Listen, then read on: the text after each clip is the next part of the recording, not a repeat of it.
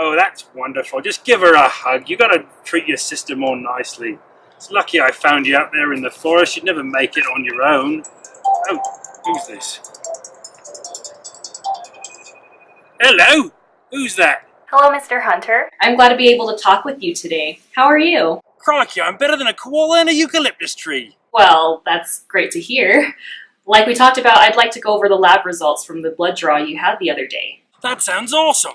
The only thing I love more than my health is nature, so it's right up there on my list. Yes, well, for the most part, your values were pretty good, but there are a few things I want to go over. The first thing is that your blood pressure was borderline high when they measured it before the draw. Yeah, I'm usually a pretty cool customer, but I was really stressed out that day.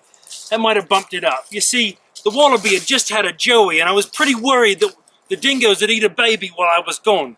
They made a movie about that a while back, and we Australians have been pretty sensitive about that sort of situation ever since. Well, I'd like to keep a log of your blood pressure for the next week, and we could touch bases and see where you are. Oh, that's just dandy. I also wanted to go over an anomaly in the lab work. The note said there was a presence of venom in your blood.